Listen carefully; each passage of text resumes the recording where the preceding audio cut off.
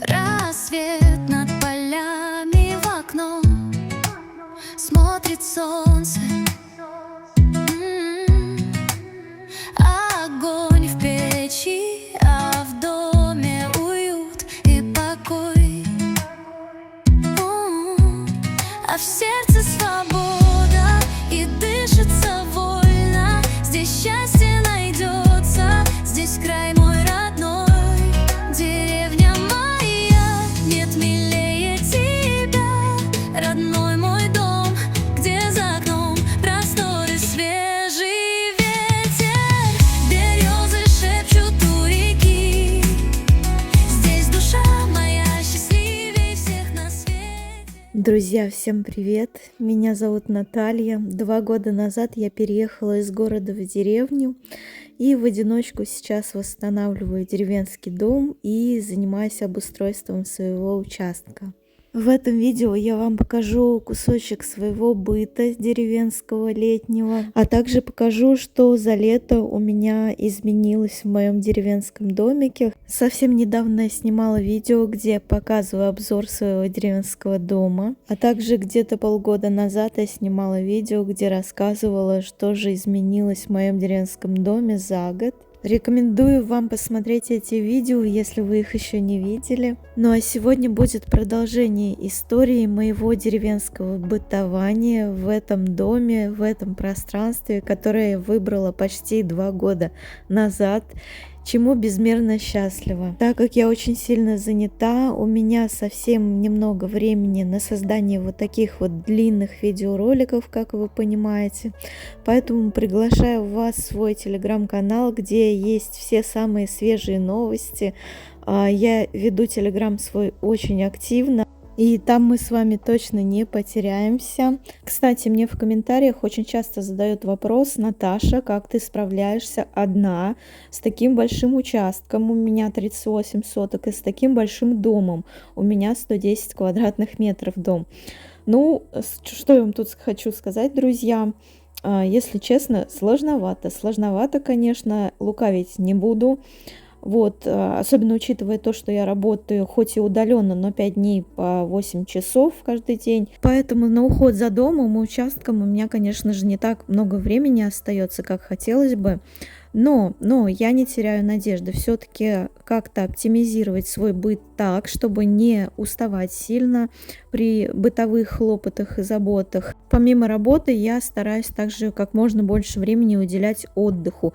Порой я прям себя заставляю отдыхать, если честно. Здесь в деревне это достаточно сложно, потому что очень много дел вокруг. Каждый раз ты идешь ли ты по участку, ходишь ли ты по дому, глаз всегда цепляется за какое-то дело недоделанное, хочется его сделать, и порой просто забываешь об отдыхе насовсем. Вот, поэтому я стараюсь все-таки заставлять себя отдыхать. Тут у вас, конечно же, возникнет резонный вопрос: Наташа, а зачем ты купила себе одной такой огроменный дом и такой большой участок?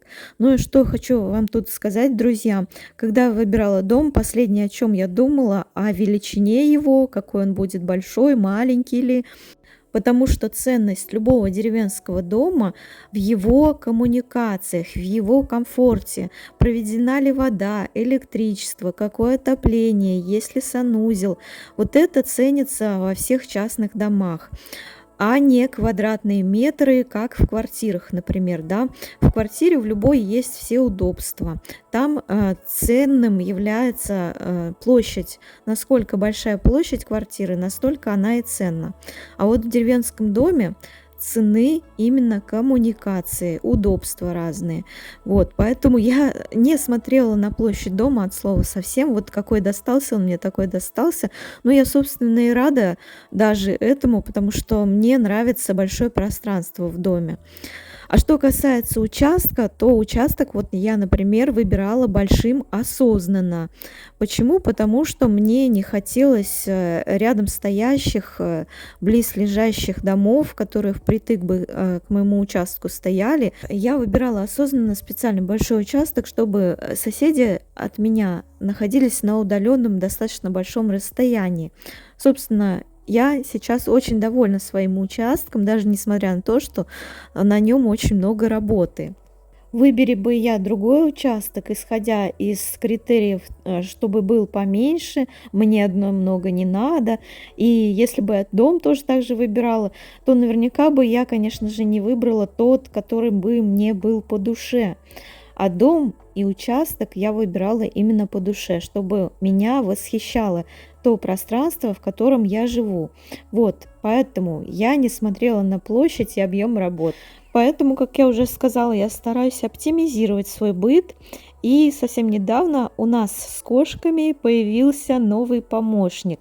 Точнее, помощница, я назвала ее горничной. Она очень хорошо моет и подметает полы без моего участия. И, если честно, я безмерно счастлива такой находке, потому что она экономит мне кучу времени, которое я могу потратить на обустройство участка, например, или на свой отдых. В общем, давайте я вам подробно сейчас расскажу о своей чудо-горничной.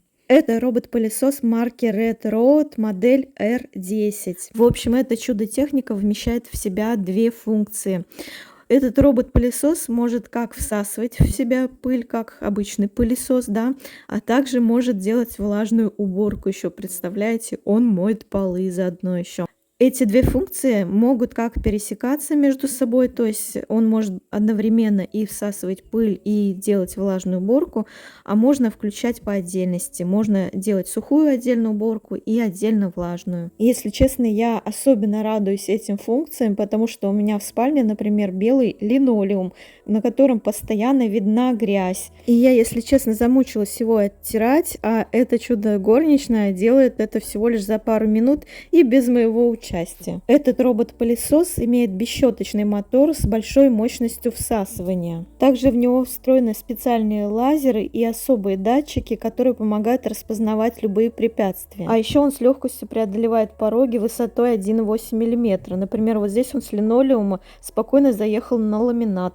Этот робот-пылесос оснащен точной навигацией с помощью ЛДС. Также у него есть функция уборки вдоль стен и углов без пропусков. Также у этой чудо-машины есть функция распознавания ковровых покрытий. Если этот пылесос заезжает на ковровое покрытие, то он автоматически включает более сильную мощность. Как только пылесос заканчивает уборку, он едет на станцию и сбрасывает в этот пылесборник все, что насобирал на вашем полу. Так, пошел.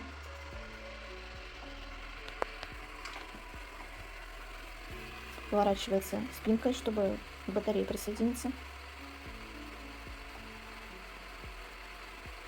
Оп. Charging. Start dust collection. А сейчас пылесборник забирает пыль и грязь. Вот в этот контейнер собирается пыль. Все. Вот он на зарядке. Видите, тут специальная кнопочка. Она моргает, это значит, что он заряжается. Вот здесь в контейнере такой вот пылесборник, который можно потом снимать и чистить его. Есть также в комплекте запасной. Вот. Также этот робот-пылесос можно настроить на определенное время уборки. Кстати, забыла сказать, что им можно управлять через специальное приложение по Wi-Fi. Вот здесь я скачала себе приложение на телефон, и этот робот-пылесос рисует специальную траекторию, потом по ней же убирается. Вот здесь очень много функций в приложении, через которые можно им управлять. И значит, пока я сижу в своем саду, наслаждаюсь свежим воздухом, отдыхаю, этот пылесос делает за меня всю работу. Вот здесь, смотрите, на приложении видно, как он разбил весь мой дом по зонам. И видно по определенной траектории, где он сейчас находится, какую комнату убирает. Я могу также вот через это приложение задать ему определенную разметку территории и уборки, а также сделать для него специальные ограничивающие запретные зоны, где он убираться не должен. Например, такими зонами могут быть места, где этот пылесос может застрять. Кстати, если у него заканчивается зарядка, то этот робот-пылесос возвращается на станцию, заряжается, а потом начинает снова уборку с того места, где остановился. Внутри него есть специальный контейнер, куда нужно заливать воду для влажной уборки. А также на внутренней стороне пылесоса закреплена специальная тряпочка для влажной уборки, которую можно снимать и стирать. Также в комплекте к этому пылесосу идет запасная вот такая щеточка, запасной пылесборник, фильтр и 2 инструкции на русском языке, кстати. Все подробно расписано, как им пользоваться, что и как. Я спокойно, быстро разобралась. И еще в комплекте есть специальная щеточка для чистки этого пылесоса. Кстати, обе щетки на внутренней стороне пылесоса съемные, и их спокойно можно вынимать и очищать. Этому пылесосу я устроила настоящий тест-драйв. Специально разлила молоко, чтобы посмотреть, как он с ним справится. В общем, справился он с этой задачей на 5 с плюсом. Я очень довольна. Вы знаете, это большой помощник мне, потому что у меня 6 кошек, и постоянно полы грязные. И, если честно, на уборку всегда уходило очень много времени. А теперь это время я могу потратить на отдых или на какие-то другие дела. Друзья, захожу в дом, посмотрите, как блестит пол. Ни единой пылинки, шерстинки, грязинки. И вон я даже босиком хожу. Так приятно, прям вот, знаете, свежесть чувствуется после влажной уборки. Особенно это приятно, когда осознаешь, что, как бы ни капли сил на это не потратил. В общем, друзья, кто хочет такой же, я вам оставлю ссылочку под этим видео. Обязательно проходите, покупайте. И наверняка тут будет мой промокод на экране. Я оставлю по этому промокоду. Вы на него получите хорошую скидку. Так, друзья, давайте я вас сейчас порадую приятной новостью. В основной части дома у меня были деревянные окна, деревянные рамы, очень старенькие, рассохшиеся. Кое-где было треснуто стекло, и с такими окнами я жила 2 зимы. Поверить в это не могу. Я замазывала их оконной замазкой, чтобы не замерзать зимой. Они состояли из 2 рам, и между этими рамами скапливалось очень много мух. Всегда было много паутины, грязи, которую не всегда удавалось оттуда достать, потому что в холодное время года, конечно, раму эти не снимешь. Да и самой мне, если честно, было очень сложно вынимать эти рамы. Точнее, невозможно, я пыталась, у меня не получалось. Вот, и потом я не смогла бы их вернуть на место. Из-за этих окон было очень много теплопотери в доме. Особенно это чувствовалось в морозы. Вот здесь я, например, показываю треснутое стекло на одном окне. Здесь стекло просто ходит ходуном, чтобы вы понимали, как я прожила 2 зимы вот с таким вот стеклом. Я даже не представляю. Установка пластиковых окон сейчас стоит достаточно дорого. И в апреле этого года я наконец-то накопила денег хотя бы на одно окно, которое у меня с видом в сад. Оно было в самом плохом состоянии, и поэтому я решила начать с него. Изначально я хотела сделать это окно более широким, чтобы было больше света в доме. Но, к сожалению, когда я проконсультировалась со специалистами, выяснилось, что конструкция бревен, она как раз-таки в деревенском доме держится на вот этих деревянных рамах, которые были изначально вставлены для этого окна. И если их убрать, есть риск, что вот эти вот бревна как-то поедут, как-то не так встанут. В общем, был риск влететь в капитальный какой-то ремонт. Поэтому это окно я не стала расширять и оставила его таким, каким оно было изначально. Кстати, со временем я планирую снять сайдинг со своего дома. Мне хотелось бы, чтобы на нем оставалась такая деревянная облицовка, которую я хочу покрасить тот цвет, который мне нравится.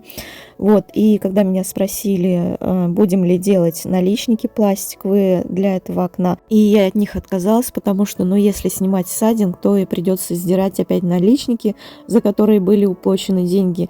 Как бы жалко кидать деньги на ветер, да, поэтому от наличников на это окно я сначала отказалась. Но вот смотрите, какое оно у меня красивое получилось, даже пусть оно маленькое, но оно меня очень радовало, тем не менее. Ну, а потом я поняла, что сайдинг я смогу поменять не совсем скоро, скажем так, и наличники на это окно все-таки требуются, потому что если без наличников оно, то туда попадают осадки. Вот смотрите, слева у меня пластиковые наличники на окне стоят, а справа пока их нет. И туда будет заливаться дождь, и будет гнить дерево, а это не очень хорошо. И со временем я, конечно же, эти пластиковые наличники на это окно поставила. Чуть попозже я вам их покажу. Ну а пока вот здесь я показываю апрельские съемки этого окна. Здесь радуюсь я новому окну, и мои кошки тоже очень рады ему. А также в апреле этого года я сменила стеклопакет на фрамуге, который у меня находится на кухонном окне. Этот стеклопакет, он весь заплыл, каким-то мутным был, и, если честно, мне не нравилось это. И я поставила туда новенький чистенький стеклопакет. Ну, а в июле месяце я уже заказала установку пластиковых окон на лицевую часть своего дома. Здесь я, конечно же, сразу 3 окна заказала и согласилась на установку пластиковых наличников, потому что, ну, какое-то время дом все-таки будет стоять у меня еще в сайдинге, и чтобы под него не затекала влага, осадки всякие, поэтому нужно все-таки его сохранить.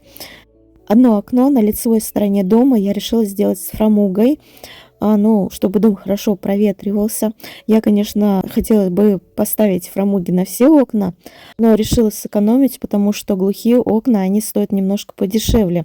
Да и фрамуг мне и так достаточно. На боковой стороне дома у меня еще 2 окна, и оба с фрамугами, с форточками, то есть по-русски, если говорить, да. И на кухонном окне у меня тоже есть форточка. Так что дом достаточно хорошо проветривается, если открыть все фрамуги. Предвосхищаю сейчас некоторые комментарии, где меня будут ругать за то, что я установила пластиковые окна в деревянный дом. Но хочу вам, друзья, сказать, если честно, пластиковые окна в уходе намного проще и надежнее вообще, чем деревянные. Конечно, деревянные, они более эстетичные, более, как сказать, экологичные и так далее. Но для деревянного дома, который и так дышит сам по себе, да, пластиковые окна, я считаю, не критичны.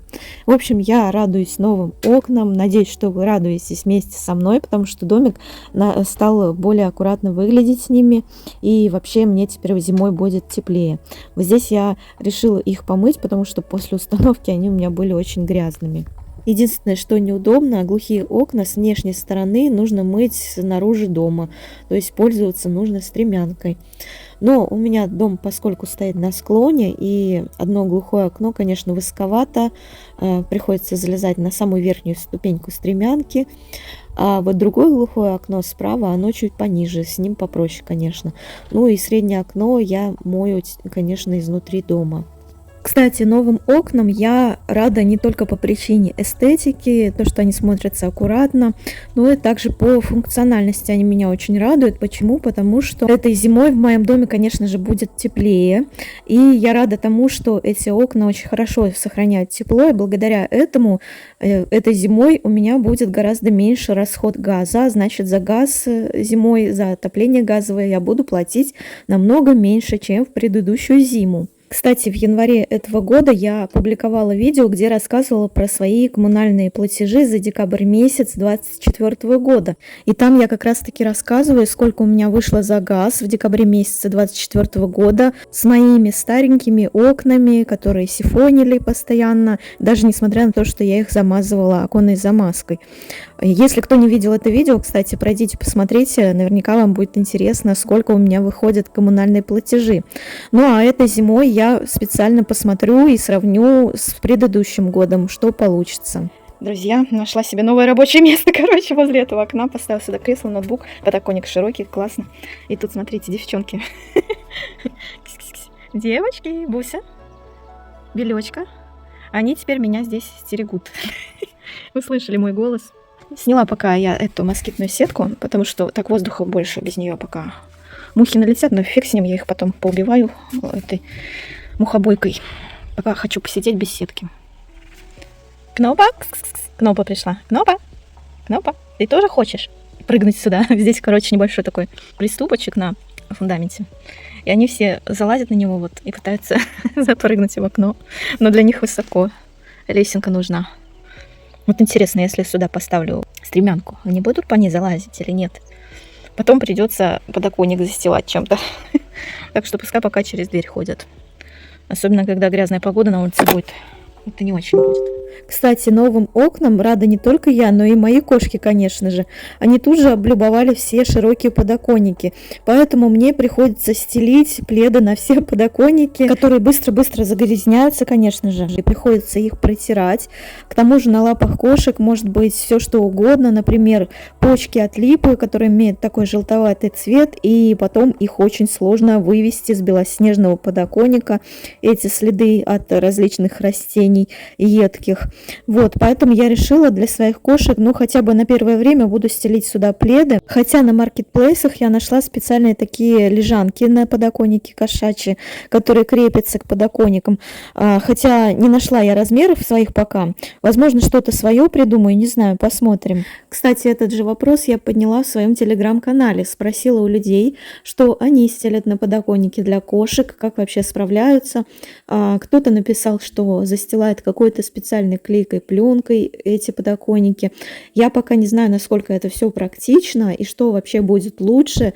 Лежанки ли специальные, либо пледы. Кстати, пледы, они быстро падают на пол, так как скользят.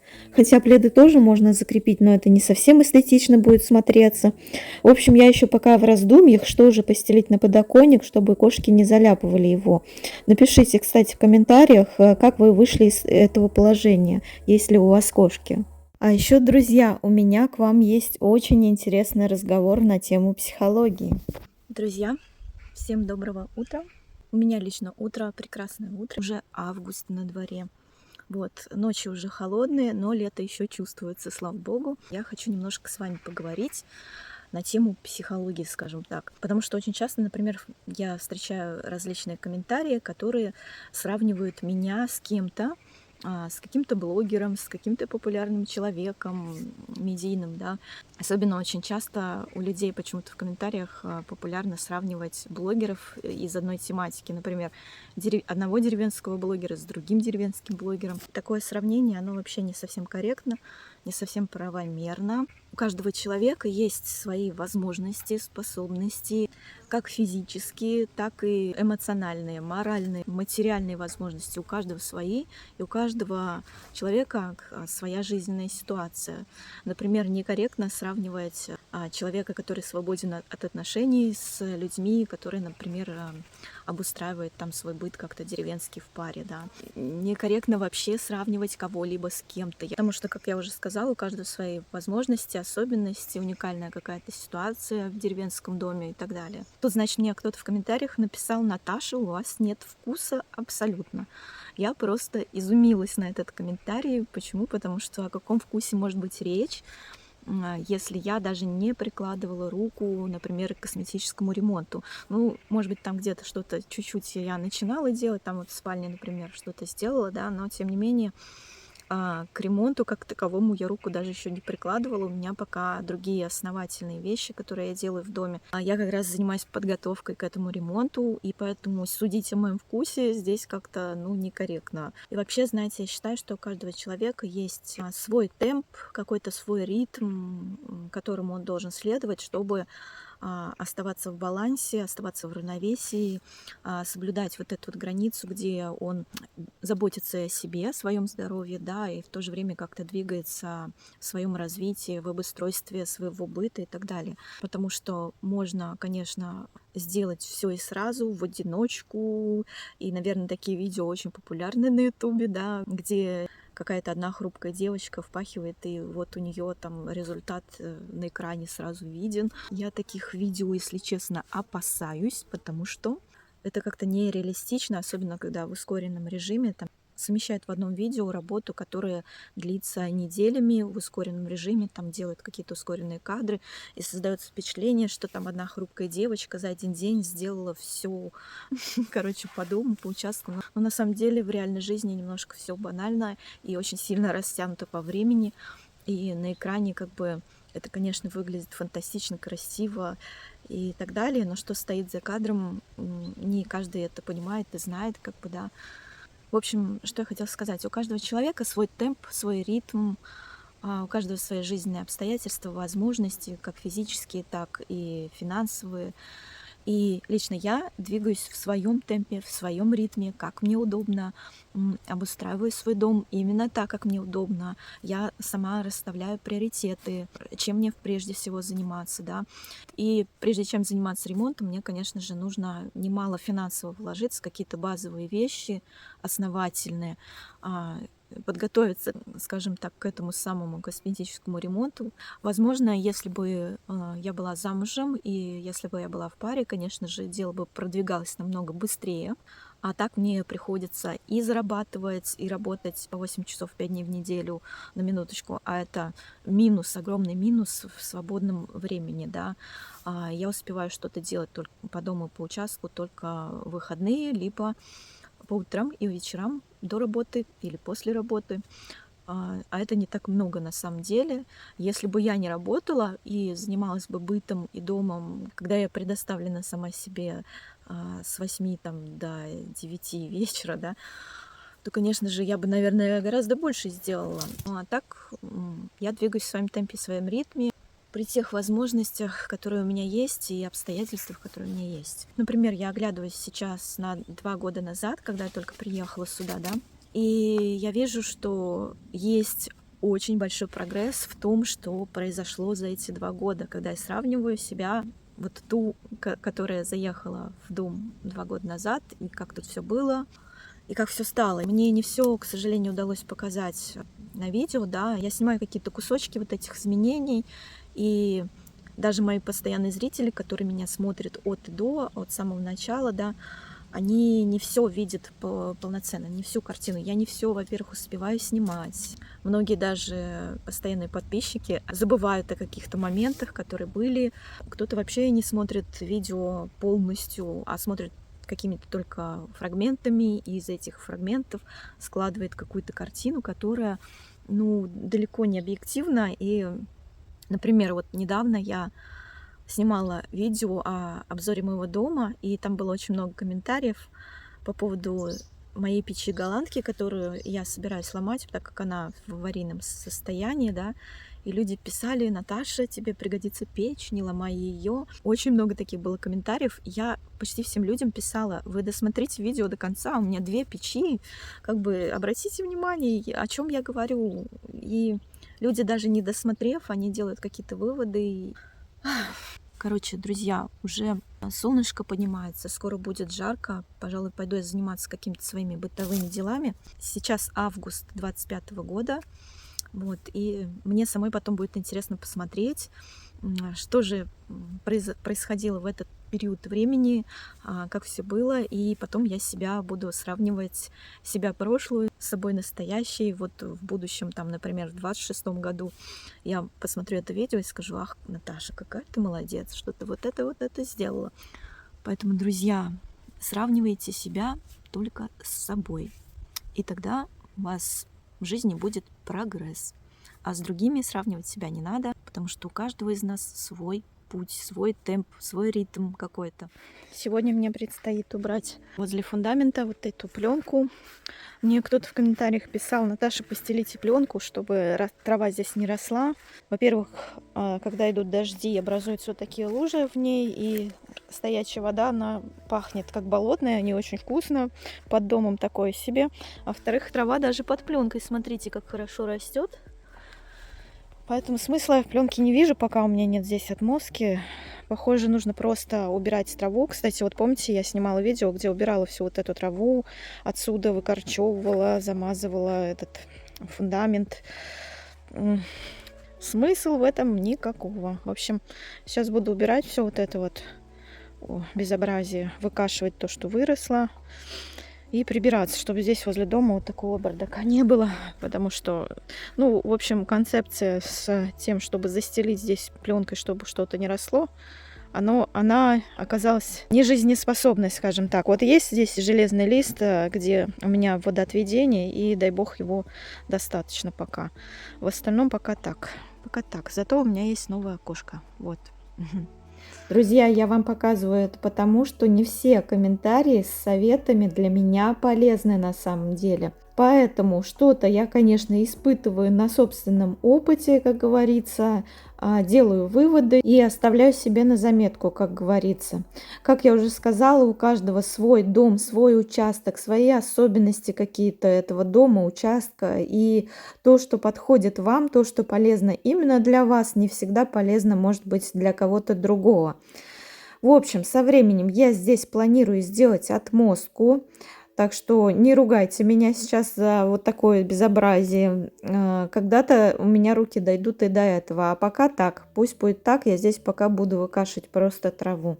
Кстати, у себя на участке я нашла огромные кусты полыни и решила их повесить у себя над входом в дом. К слову сказать, я уже делилась фотографиями этой полыни у себя в Телеграме. И посмотрите, эта полынь величиной с мой рост, даже выше моего роста. Просто огромные букетища. Я впервые вижу такие кусты полыни, если честно. Кстати, полынь очень хорошо отгоняет мух. Сейчас август, и уже на окнах и на моей веранде будут собираться активно мухи, поэтому полынь здесь как нельзя кстати. Этот год у меня выдался очень обильным на урожай.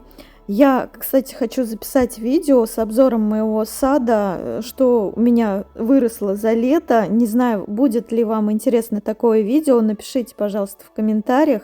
Потому что я уже записывала видео в мае этого года с обзором своего сада. И, в общем-то, в целом я там обо всем рассказала. Но не знаю, будет ли вам интересно, что у меня произошло вообще за лето, что выросло, что не выросло. Напишите, короче. Ну вот, пожалуй, и все на сегодня, друзья. Если вы меня потеряли на ютубе или еще в какой-то другой соцсети, обязательно ищите меня в Телеграме. Там я делюсь всеми самыми свежими новостями и событиями, которые происходят в моей деревенской жизни. Обязательно подпишитесь на мой Телеграм. Благодарю вас за лайки, подписки, комментарии, донаты. Увидимся с вами в следующем видео. Пока-пока!